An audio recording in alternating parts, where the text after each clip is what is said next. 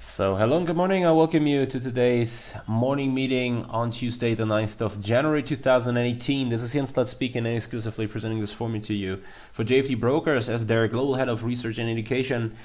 So yeah, we want to have a look at the developments in the market. In terms of the DAX, I can already say that it's not that spectacular what we get to see here.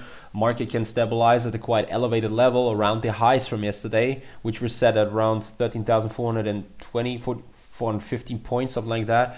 And the main reason for that is that the euro continues its corrective move against the US dollar. It's yeah, I mean, it's kind of frustrating. That's the wrong word for this. But on last Friday, I was thinking about after the non-farm payrolls and after let's go here to the 4-hour chart and let's have a look here at this candle, this one. The numbers were mixed, and Euro USD pushed higher again, but wasn't capable of making it through the highs. And in the afternoon then, shortly before markets, or no, not shortly before markets closed, probably 5 to 6 hours before markets closed for the week, I was thinking about just giving it a try and shorting Euro USD here. That was more like a gut feeling instead of a clear predefined setup. And I stepped back from this since I said, well, yeah, it's okay to have such a feeling. But nevertheless, I didn't want to risk here being caught on the wrong side. Right now, obviously, would have turned out to be a quite great trade. Would have turned out to be a great trade yesterday already, when the market here around the European market opening pushed already towards 120 and below that level and accelerated here on the downside as it does today again. So and yeah, let's come back here to the DAX right now and the developments and the stabilization around the highs from yesterday, 13,400 points. I think the main reason for that is that it can stabilize here at this elevated level after, or mainly also after such a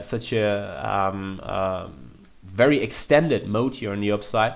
It has to do with the euro, and the euro coming down here, and a weaker euro can stabilize the DAX here, even though question is whether this is a sustainable move. On top of that, there are also some technical reasons to be a little skeptical for the DAX. It's not just because the Euro USD here has some good potential, I think, to probably trigger long against this region and take another stint here towards those highs around 121 from here. The reason why you should be really careful here and not just look at this from a pure technical standpoint are there are two reasons to that why you should probably be a little careful here. First is we have a quite still a very strong sentiment extreme. The Euro future and the commitment of trades report here suggest or tell us, they show that we have the most aggressive long exposure in the Euro future on record. We haven't been that long in the Euro before. That's the first thing. So usually such a push usually is good for reducing such a sentiment extreme. And on the other hand, the economic calendar is quite thin. So there are no real fundamental news out there which are capable of turning things around here and letting the market stop its current momentum on the downside and then just push higher from here. So these two reasons are well, they are at least good for being a little careful here in terms of going too aggressively long against this region, even though from a pure technical standpoint, it's completely understandable that one has these thoughts here and wants to trade Euro USD against this level, against these former highs.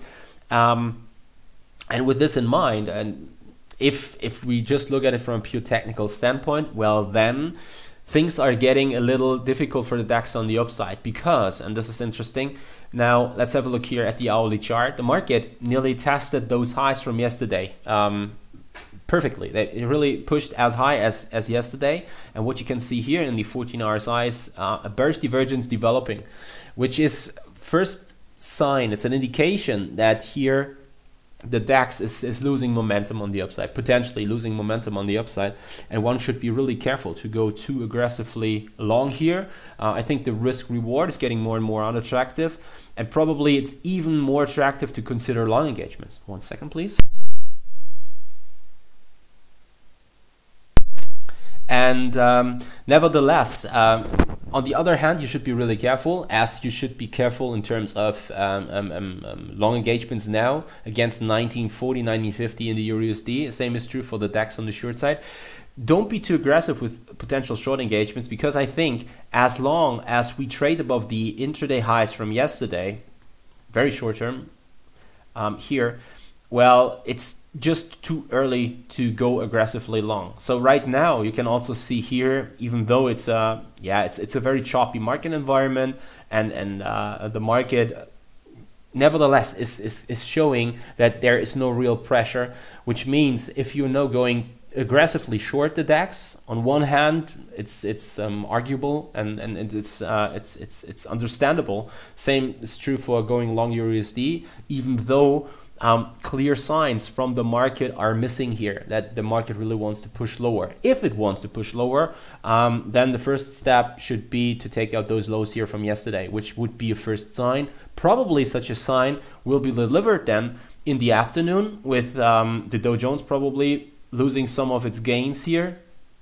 of the last days, or the S&P probably pushing lower. Especially the S&P showed yesterday again a tremendous move on the upside, even though, I mean, it's not that unlikely that this happens, because you have to remember the VIX is still very, very low right now, and having the volatility being nearly non-existent in the market, with the current market environment momentum at the beginning of the year, well, all we have to say is, well, there's only one direction in the current market environment, which we should then expect to see here, and this is, the direction of the action that should be on the upside.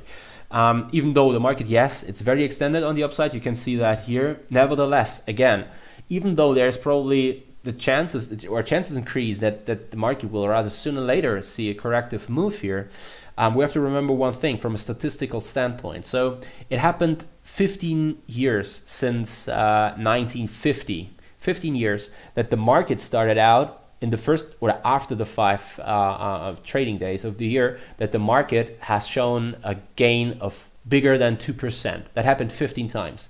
And 15 out of those 15 times, the market on average gained another 2-digit number here in the upcoming months then. So what we've seen here so far from pure statistical standpoint is super bullish for the bulls, and let them cheer, because for the upcoming months, it's likely that the market will continue its move here on the upside.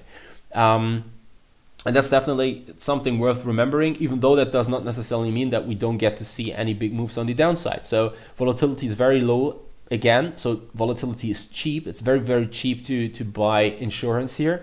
I mean, we have seen this now for months, so 13, 14 months since the election of Donald Trump. The market has not seen a 3% drop since then. And the higher we move, the more likely it is that rather sooner or later there will be an external event no one really thinks about, and the market will see aggressive move on the downside. I'm not saying that this will happen today. Nevertheless, keep this in mind. Probably also because it's not just the ECB reducing their asset purchases, and it's not just the Fed, which started to hike rates already and starts to reduce their balance sheet, but it's also the Japanese central bank, the Bank of Japan, which tonight published data which shows that they were buying not the same amount of assets here during the month of December as they did the months before. So to make this more clear, on Tuesday, the BOJ offered to buy 190 billion yen of JGBs, so Japanese government bonds, with 10 to 25 years left until they mature. And that was a reduction of, I mean, a mere 10 billion. Nevertheless, it was 10 billion less than from their previous tender. And the same is true, by the way, for the bonds, the JGBs, I'm sorry, Japanese government bonds they bought here, with a maturity or with 25 to 40 years to maturity, and they reduced them by 10 billion too. So if you look, and therefore I think, yes, if you look at the balance sheet, I think those 10 billion are nothing compared to or in relation to the current Japanese central bank balance sheet when you look at it. But nevertheless, it shows that probably the most aggressive and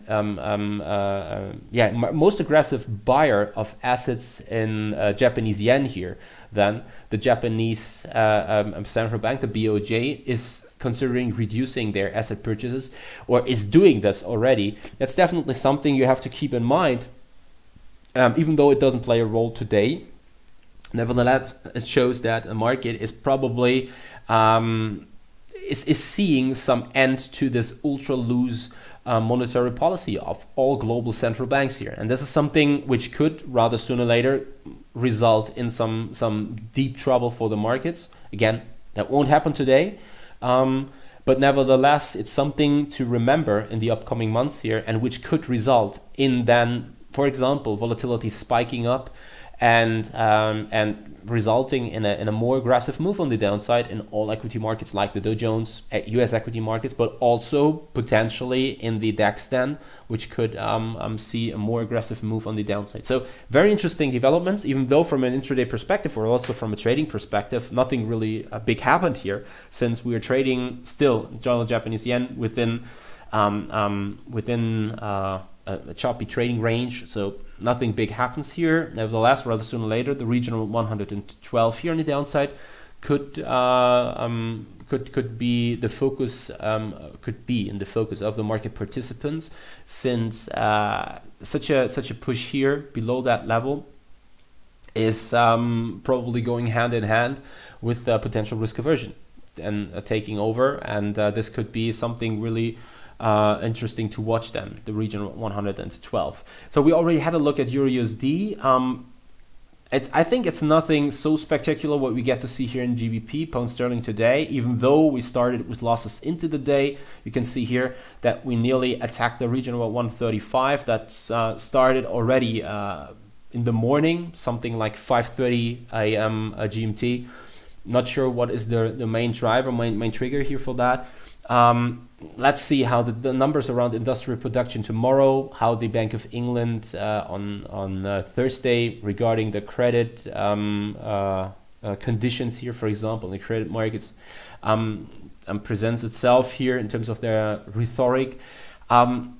All in all, I have to say, I personally see, especially based on the strong positive correlation between GBP, so pound sterling, and the euro, I consider pound sterling to be really strong here. It looks somehow strong, and the stabilization here is a positive sign, I think. And I wouldn't be surprised to see a push higher here up towards 136.20, 136.50 in the upcoming days, then with a push above that level to around 140.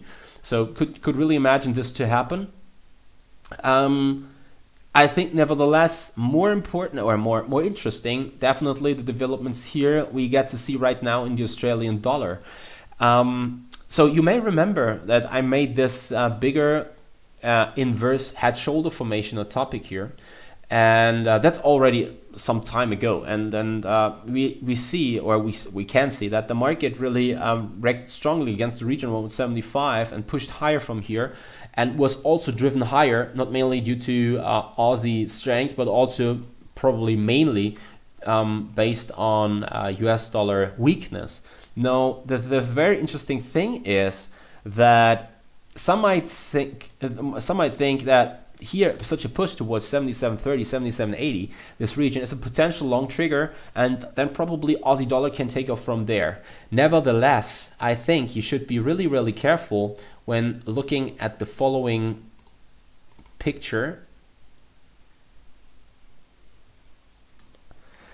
It's the commitment of traders report, which is showing here in red Aussie USD, and here this is the commitment of traders report and the non-coms and their position.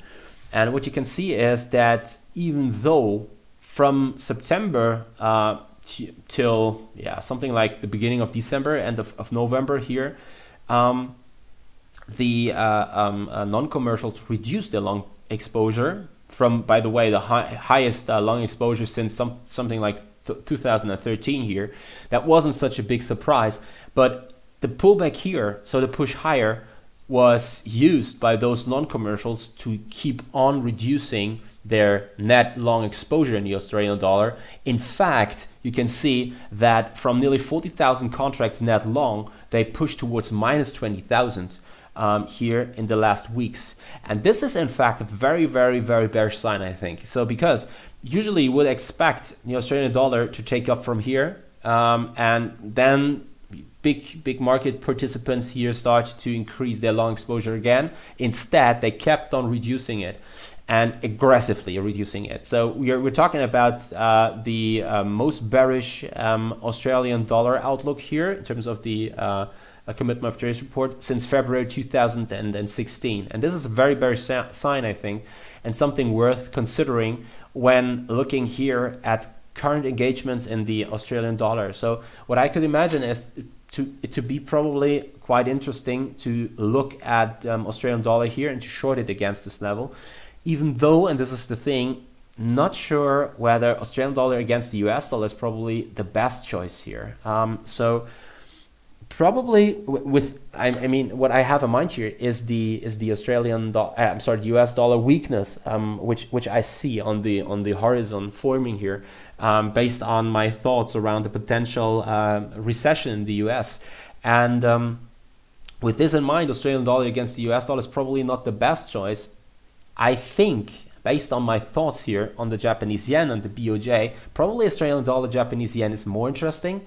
The only problem we have here is, while in times of higher risk aversion, which could hit the market rather sooner or later, and if the Australian dollar against the Japanese yen accelerates on the downside, it should happen quite fast and quite aggressive, because short engagements in Australian dollar against the Japanese yen are expensive, because you're buying a low yield currency, Japanese yen, and you're financing it due to a high yield currency, the Australian dollar. So this is in fact a quite expensive trade to hold here. This is the only problem, even though from a pure research perspective, I think Australian dollar Japanese yen could be kind of yeah, could be a trade which is definitely worth watching. So, or a market which is worth watching, and which could probably give us some action here, especially on the downside, if really risk aversion starts to hit the market, if volatility picks up, and if the commitment of traders report here around the Australian dollar is not just suggesting some bearish outlook here, but it's really, yeah, then also for whatever reason bearish, and Australian dollar loses some ground here, which is anticipated by those non-commercials, and could push Australian dollar Japanese yen significantly lower from here. And that's it from my end. Happy trading. Watch your stops. Talk to you again tomorrow, 10:30 a.m. GMT, with the morning meeting. I definitely look forward to it. If you have any questions, please shoot over an email or contact me via Twitter. I definitely look forward to it. And so that's it from my end. Happy trading. See you and bye-bye.